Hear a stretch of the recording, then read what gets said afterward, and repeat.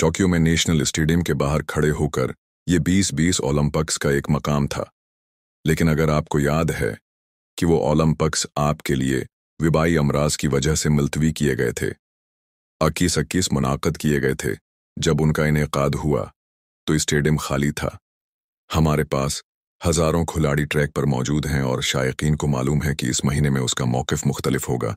World track and field championship में उस बार हज़ारों एथलीट्स के साथ स्टेडियम में शायकीन होंगे।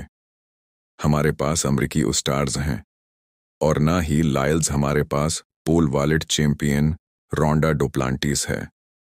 बदकिस्मती से ओलंपिक्स के बाद से ये खाली पड़ा है। बुनियादी तौर पर वहाँ सिर्फ इतनी जगह नहीं हैं कि दिन में 1000 सीटें जीती जाएं, लेकिन सेंट की सीटों को भरना पड़े इस महीने सफ़ेद हाथियों में। यह है रेडियो जीवे पाकिस्तान डिजिटल।